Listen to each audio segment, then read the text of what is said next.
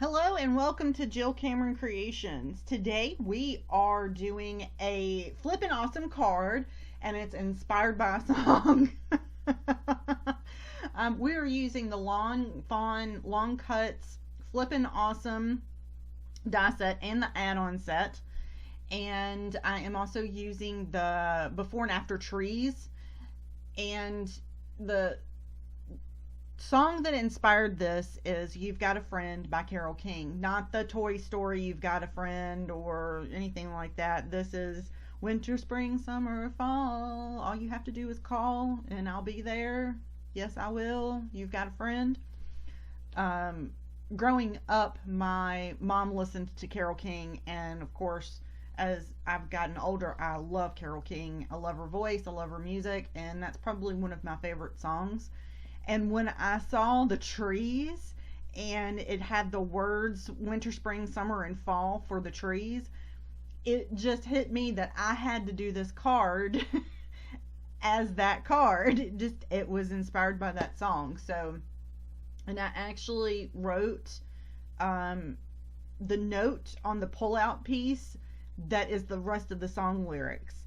I found a stamp set from W+9, and it was the Anemones stamp set, and I don't know if it's retired, quite honestly. I couldn't find it anywhere online, and it's a little bit older, so it might be retired by now, but W+9 might have it over on their website.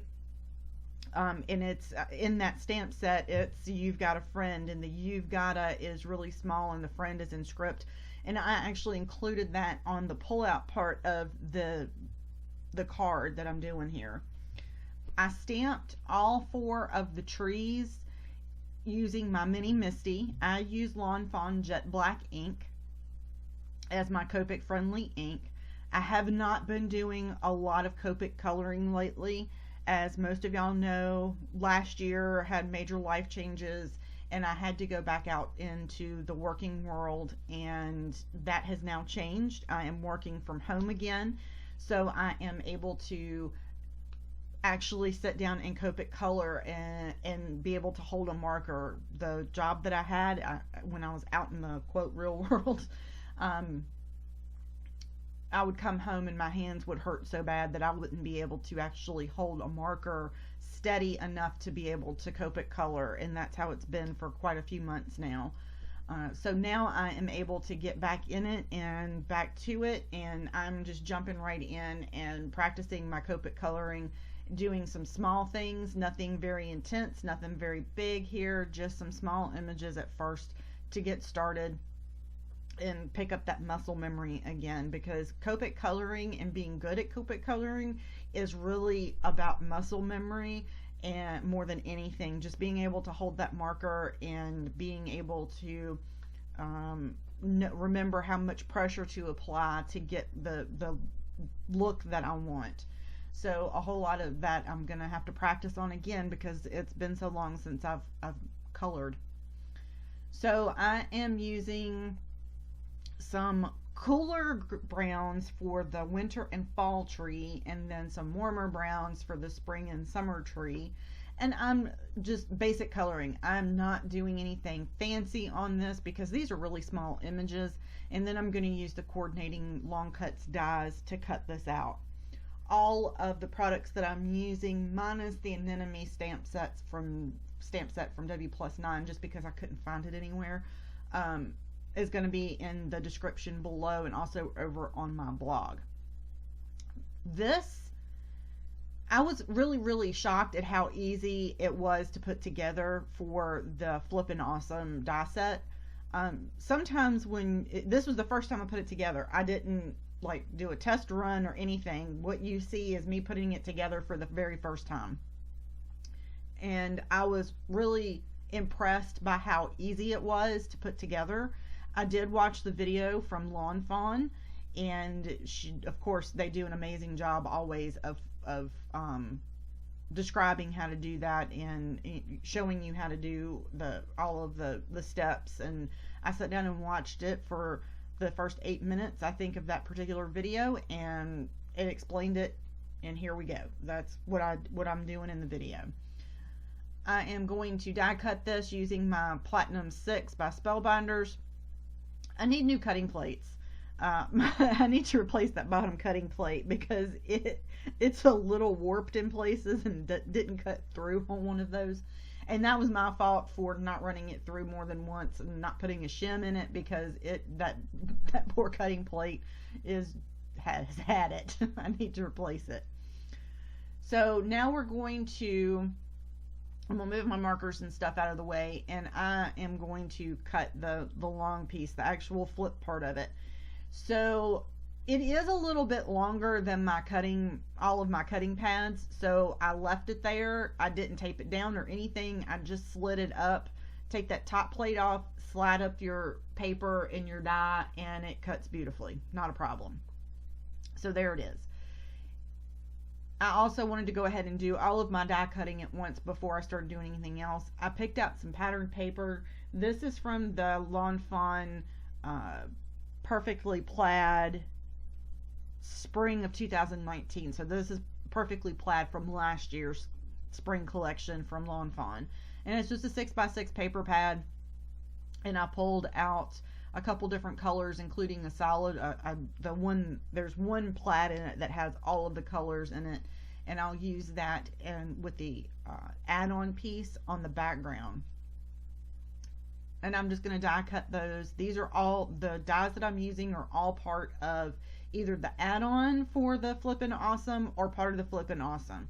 The big squares, of course, that are white right there, they are part of the Flippin Awesome because those are the ones that actually attach to the brown piece that I have up there. That's Nina Desert Storm cardstock, and the white is just Nina Solar white cardstock. And that's the piece that has all the different colors in it. And I'm going to run that through my Spellbinders Platinum 6. I did make sure that was straight when I die cut it for the most part, because it would be really noticeable if it was really crooked. Now we're going to fold along all of the score lines from the die itself, and you want to fold them back and forth on themselves a couple times. Then we are going to use, I'm going to use score tape, and well, this isn't score tape. It is like score tape though. This is the scrapbook.com version. It's double-sided tape adhesive. It tears really easy. It holds really, really well.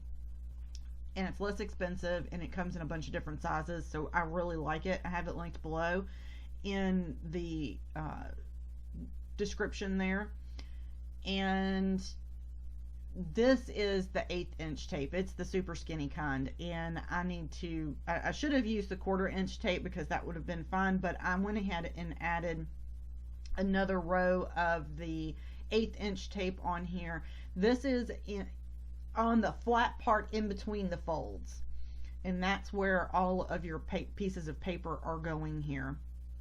And you're just going to butt it up against the edge of it, make sure that it is straight, and use the sides of the rest of the project there. It goes together really easy, like I said. Ta-da! And pretty much it's done. Now, this is the part that I would recommend doing differently than what I did.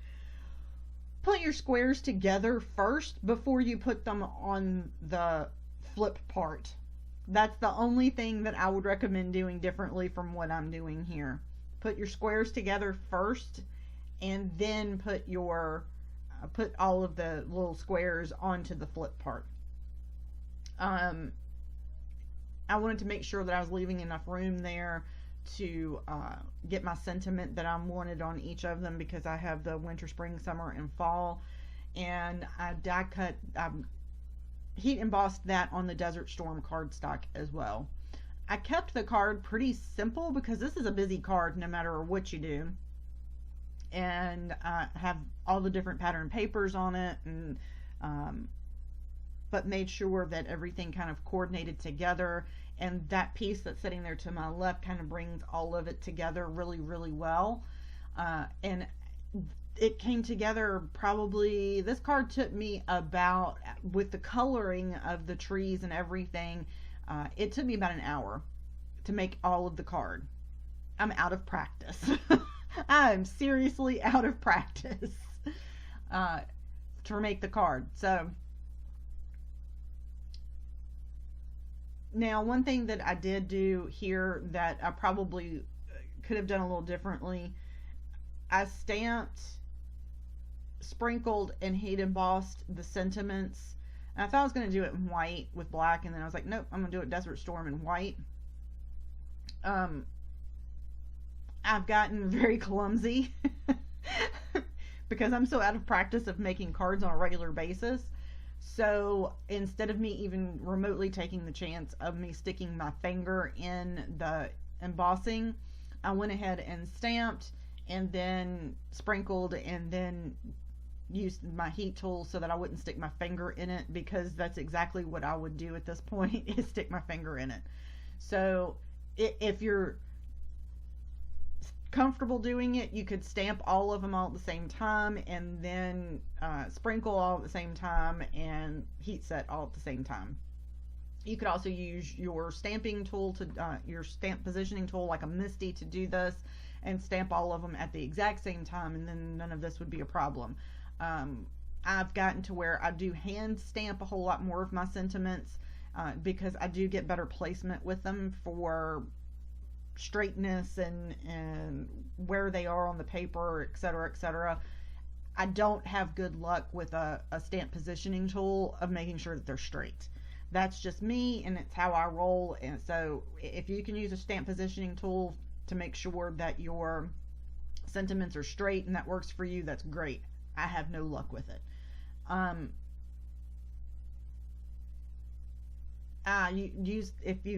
You'll see me move you just saw me move the Desert Storm paper there, and it was literally, I am squaring up my paper with my grid. Whether or not my mat is straight or not is neither here nor there. I'm making sure that my paper is square on the grid because I'm lining up the lines on the stamp block with the lines on my grid and stamping stuff that way. That's how I'm making sure that it's straight, and I have a whole lot better luck with it that way. You will also notice that I have changed my trimmer. I had the reinforced Fiskars paper trimmer that had the metal bar on it instead of the plastic bar, and I can't find it anywhere anymore. And I still use it to cut down paper and stuff, but for my everyday trimming, especially in videos and things, I'll be using the Tonic by Tim Holtz. This is the smaller paper version of the paper trimmer, and I really do like it. It cuts very, very well. I like that you can push things towards the bottom of it instead of at the top. With the guillotine style trimmers like this, I've never had good luck getting a straight cut because it's always being pushed away from the top as the blade comes down. And because this is already at the bottom, it works really, really well. So I've enjoyed using it so far. I still have my reinforced paper trimmer, but I can't find it to link to it anywhere for y'all anymore, so I don't want to recommend something that you can't find. And I keep saying a whole lot. I've gotten out of practice making my videos and things, and I apologize for saying the a whole lot. It's obnoxious. So I am working on that, and that's why you'll hear me kind of pause a whole lot more at this point. I'm really trying to get back in the groove of everything, and this is the first video that I'm making that's specifically for myself and for my blog and for y'all and for the people over that watch just my YouTube channel. I'm still doing the Hedgehog Hollow design team, so I am still on Hedgehog Hollow design team, and you'll see me do still a whole lot of things for that. I am working with another lady to hopefully this summer maybe we'll have some surprises in store for you. I'm hoping. And also over on my Facebook group page, I know I've had a group open for a while that I don't have any, don't have anybody really in. There's a few of you that are in there. I mean, like maybe 5 or 6 people. I'm going to open that up, and it's going to be for any card maker doing anything. And if you share, anything in there, there'll be a couple rules like no unbranded things and that kind of stuff, because I want to support all of my crafty businesses and crafty friends, and I don't think that supporting unbranded things, especially that are bought from China as knockoffs, is a good way to do that. So I just won't be supporting anything that's unbranded and in my group at all. So I'll have a link to that over on my Facebook, over on my blog, not on my it'll be on my Facebook group too, but on my page, but it'll be over on my blog because I haven't finished setting it up yet, but that is coming, and I'm gonna set that up so I'll be able to interact with my fellow card makers a little bit more. I'm in several other groups.